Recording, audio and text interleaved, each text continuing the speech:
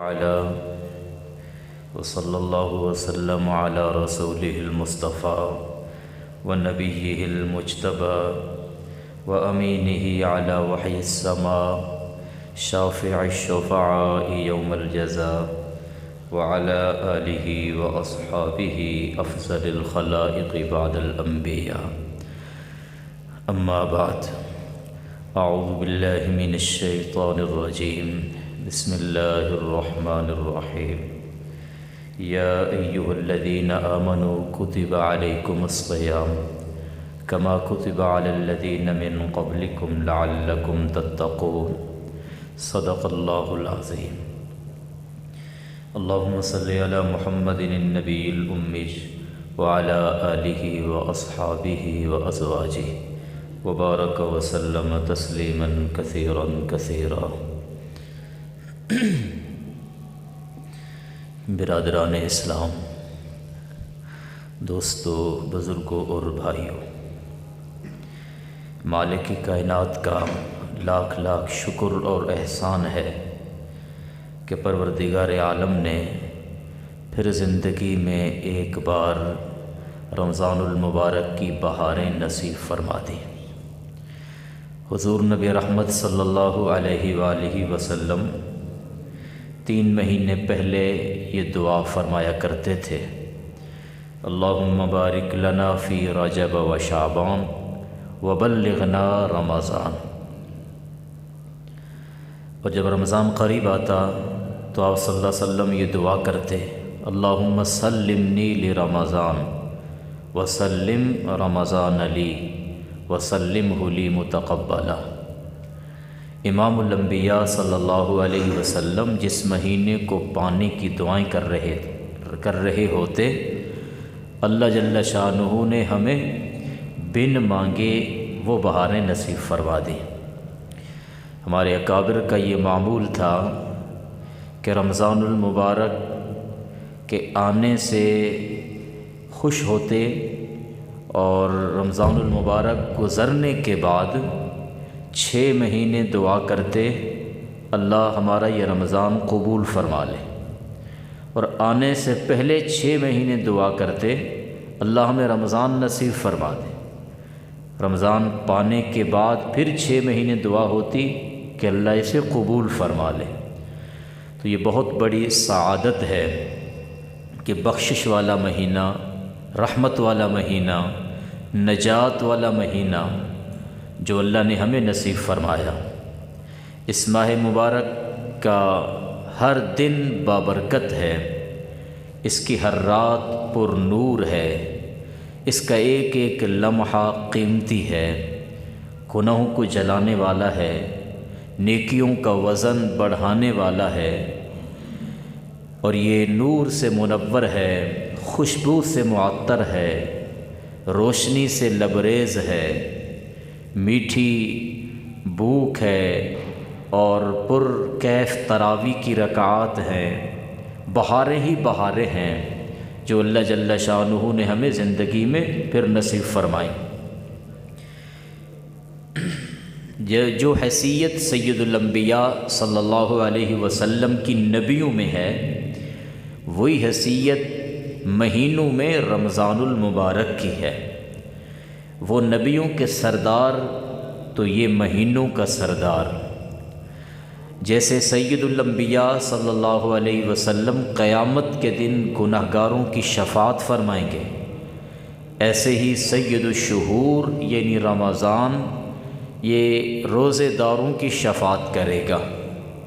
حضور علیہ السلام کی شفاعت قبول ہوگی، گناہگاروں کو جنت کا داخلہ نصیب ہوگا، اور رمضان المبارک کی بھی شفاعت قبول ہوگی، روزے داروں کو جنت کا داخلہ نصیب ہوگا۔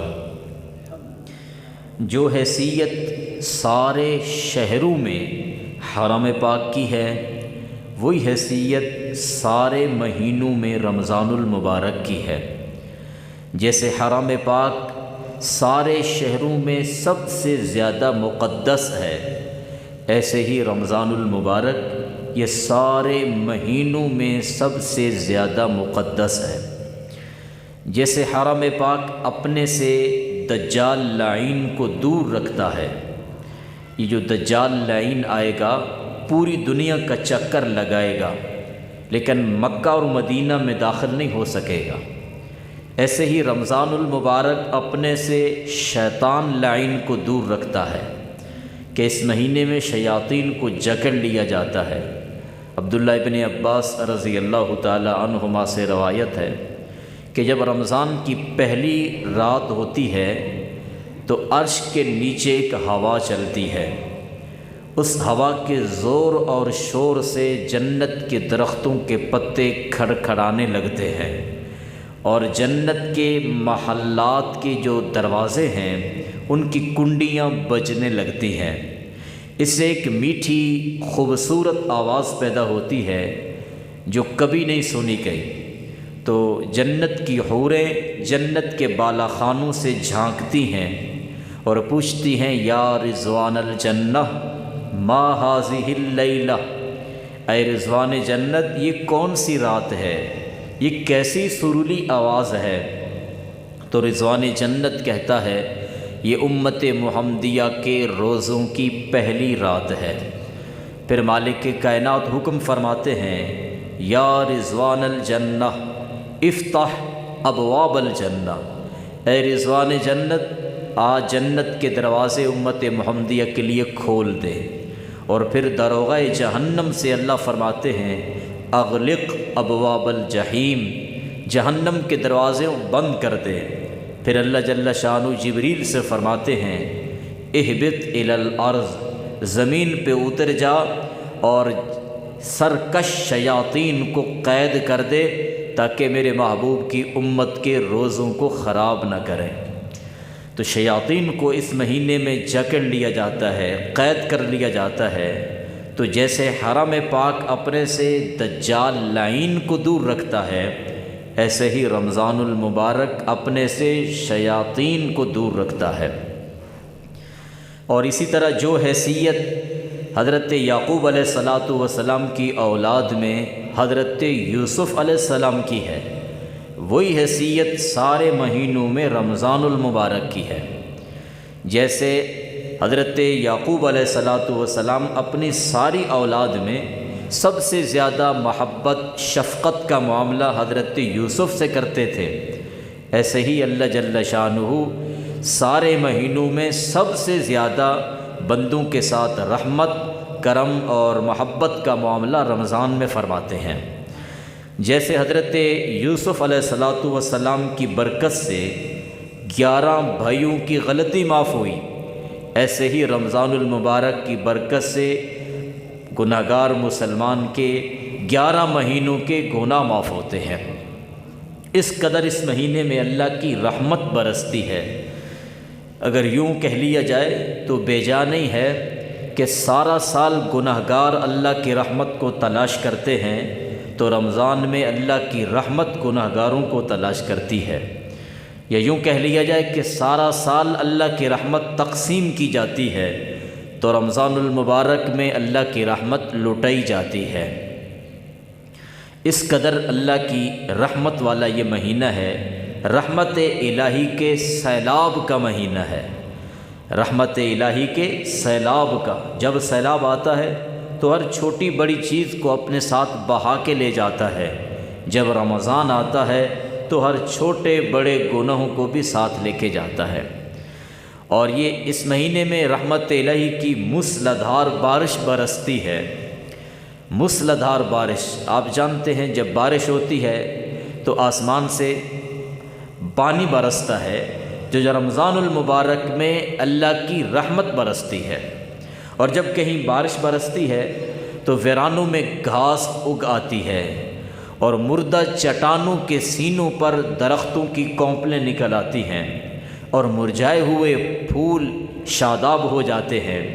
ایسے ہی رمضان المبارک کی آمد پر انسان کی دلوں پر ایمانی گھاس اگاتی ہے اور سخت سینوں میں عبادت اور ہمدردی کا جذبہ پیدا ہو جاتا ہے، یعنی مرجھایا ہوا باغ اسلام پھر ایک بار سرسبز و شاداب ہو جاتا ہے۔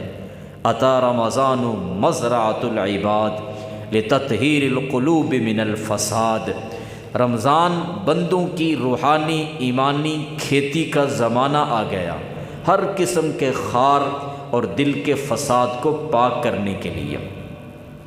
رمضان کا نام ہی کئی اشارے دے رہا ہے۔ اس کی راہ کہہ رہی ہے کہ رحمت کا مہینہ، میم بتا رہی ہے مغفرت کا مہینہ، ضاد بتا رہا ہے جنت کی ضمانت کا مہینہ، الف بتا رہا ہے الفت کا مہینہ، نون بتا رہی ہے نورانیت کا مہینہ۔ تو اتنا عظیم الشان مہینہ اللہ جل شانہ نے ہمیں زندگی میں پھر ایک بار نصیب فرمایا۔ جس قدر بھی اللہ کا شکر ادا کیا جائے وہ کم ہی ہے۔ قسمت والا ہے، عقل مند ہے وہ شخص جو اس موقع کو غنیمت سمجھے اور اس سے فائدہ اٹھا لے۔ اللہ جل شانہ ہم سب کو رمضان کا احترام کرنے کی توفیق عطا فرمائے اور اس کے حقوق ادا کرنے کی مالک توفیق عطا فرمائے، بے احترامی سے اللہ محفوظ فرمائے۔ رمضان المبارک کے دن کی خصوصی عبادت صیام ہے، یعنی روزہ ہے، اور رات کی خصوصی عبادت قیام ہے، یعنی تراویح ہے۔ دن کی خصوصی عبادت صیام اور رات کی خصوصی عبادت قیام۔ اللہ نے دن کے صیام کو فرض قرار دیا اور رات کے قیام کو حضور نے سنت قرار دیا۔ اللہ جل شانہ کا حکم ہے کتب علیکم الصیام، ایمان والو تم پر روزے فرض کر دیے گئے۔ اور حضور علیہ الصلوۃ والسلام نے ارشاد فرمایا جعل اللہ صیامہ فریضۃ، اللہ نے رمضان کے صیام کو، روزے کو فرض قرار دیا ہے۔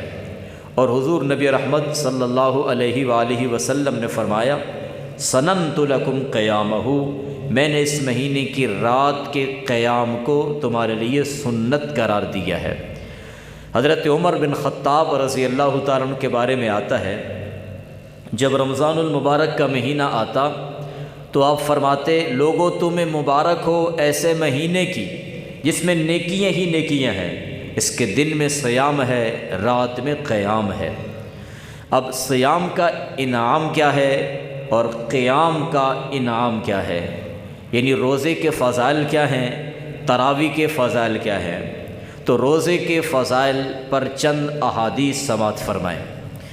پہلی حدیث حضرت ابو امامہ رضی اللہ تعالیٰ عنہ سے مروی ہے، فرماتے میں نے نبی کریم صلی اللہ علیہ وسلم سے پوچھا کہ سب سے افضل عمل کون سا ہے؟ تو آقا علیہ الصلوۃ والسلام نے فرمایا روزے کو لازم پکڑو، فإنہ لا مثل لہ وفی روایت لا عدل لہ، روزے کو لازم پکڑو، اس کے برابر کوئی عمل نہیں ہے، اس کی مثل کوئی عمل نہیں ہے۔ یعنی جتنے اعمال افضل ہیں ان افضل اعمال میں سے ایک روزہ بھی ہے کہ یہ بھی افضل عمل ہے۔ روزے کو افضل عمل کیوں قرار دیا گیا؟ اس کے علماء نے 5 وجہ لکھی ہیں۔ ایک وجہ یہ لکھی ہے کہ اللہ جل شانہ کی صفت ہے، اللہ کھانے سے پاک ہے، پینے سے پاک ہے، وَهُوَ يُطْعِمُ وَلَا يُطْعَمُ، وہ کھلاتا ہے کھاتا نہیں، وہ پلاتا ہے پیتا نہیں۔ تو جب کوئی بندہ روزہ رکھتا ہے تو وہ بھی اللہ کی اس صفت کے ساتھ متصف ہو جاتا ہے، اس لیے فرمایا روزہ یہ افضل عمل ہے۔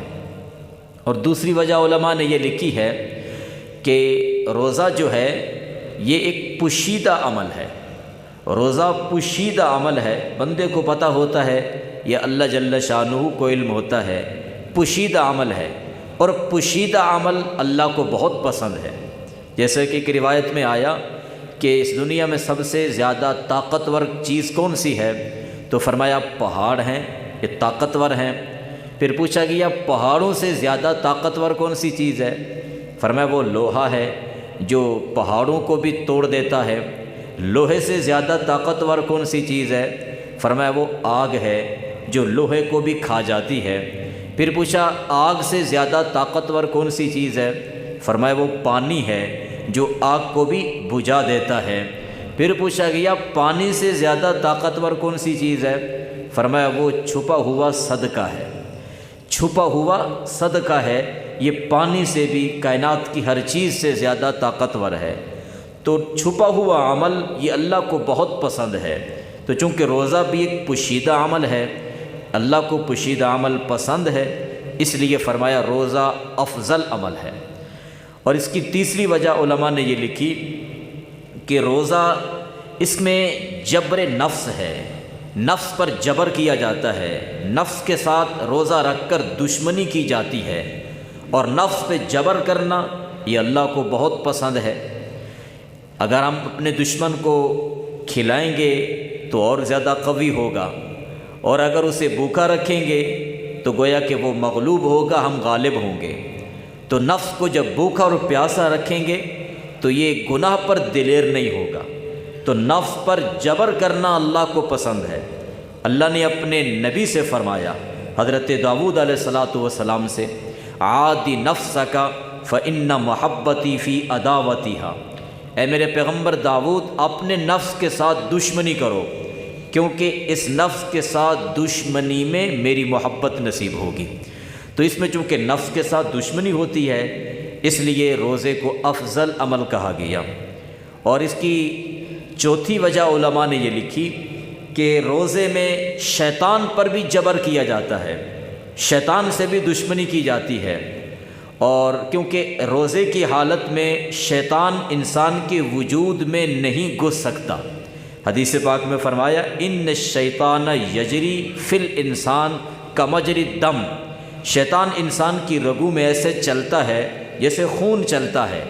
فضیقوہا بالصوم، تم شیطان کو روزے کے ذریعے اپنی رگوں کو تنگ کرو، روزہ رکھ کر اپنی رگوں کو تنگ کرو، شیطان کا داخلہ بند کرو۔ تو چونکہ روزے میں شیطان کے ساتھ جبر ہوتا ہے اور اس کے ساتھ دشمنی کا اظہار ہوتا ہے، اس لیے روزے کو افضل عمل کہا گیا۔ اور اس کی پانچویں وجہ علماء نے یہ لکھی کہ چونکہ روزے میں فرشتوں کے ساتھ مطابقت ہوتی ہے، صلحاء کے ساتھ، فرشتوں کے ساتھ مطابقت بہت اچھی چیز ہے، باعث ثواب ہے۔ المرء مع من احب، قیامت کے دن آدمی کا حشر اسی کے ساتھ ہوگا جس کے ساتھ اس نے محبت کی۔ من تشبہ منہم، من تشبہ بقوم فہو منہم، جس نے کسی قوم کے ساتھ مشابہت اختیار کی اس کا حشر بھی اسی قوم کے ساتھ ہوگا، وہ اسی قوم میں شامل کیا جائے گا۔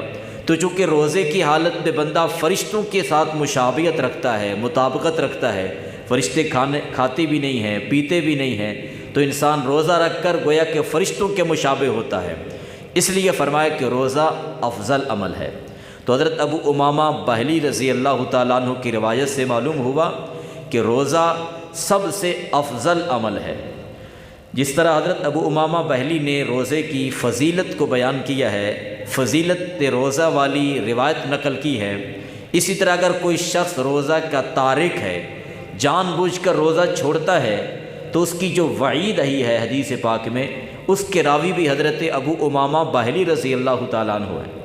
حضرت ابو امامہ فرماتے ہیں کہ میں نے نبی کریم صلی اللہ علیہ وسلم کو ارشاد فرماتے ہوئے سنا، آپ ارشاد فرما رہے تھے، میں سویا ہوا تھا، میں نے دیکھا کچھ لوگ ہیں انہیں الٹا لٹکا دیا گیا ہے، اور ان کے جبڑے چیرے ہوئے ہیں اور ان سے خون بہہ رہا ہے۔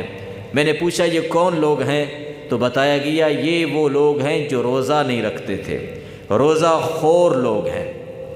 دوسری حدیث روزے کی فضیلت پر حضرت ابو ہریرہ رضی اللہ تعالی عنہ سے روایت ہے، نبی کریم صلی اللہ تعالی علیہ وآلہ وسلم کا ارشاد ہے کہ جو شخص اللہ کی رضا کے لیے ایک روزہ رکھتا ہے تو اللہ جل شانہ اس کو جہنم سے اتنی مسافت دور کر دیتے ہیں جتنی مسافت وہ کوا طے کرے، جو بچپن سے اڑنا شروع کرے بڑھاپے تک اڑتا رہے یہاں تک کہ بوڑھا ہو کے مر جائے۔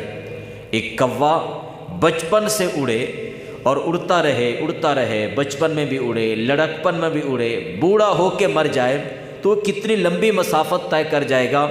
ایک روزہ جو اللہ کی رضا کے لیے رکھا گیا، اس کی برکت سے اللہ جل شانہ جہنم سے روزے دار کو اتنی لمبی مسافت دور کر دیتے ہیں۔ اس لیے فرمایا الصوم جنہ، روزہ ڈھال ہے۔ حدیث پاک میں آتا ہے جب کوئی مسلمان فوت ہوتا ہے، اگر وہ گناہگار ہوتا ہے تو سب سے پہلے عذاب اس کے سر کی جانب سے حملہ کرتا ہے۔ اگر اس کے دماغ میں قرآنی آیتیں صورتیں محفوظ ہوتی ہیں تو وہ کھڑی ہو جاتی ہیں، خبردار آگے آنے کی کوشش مت کرنا۔ پھر عذاب دائیں جانب سے آتا ہے، الصلاۃ برہان، اگر اس کے پاس نماز ہوتی ہے تو وہ کھڑی ہو جاتی ہے، خبردار آگے آنے کی کوشش مت کرنا۔ پھر عذاب بائیں جانب سے آتا ہے، الصوم جنہ،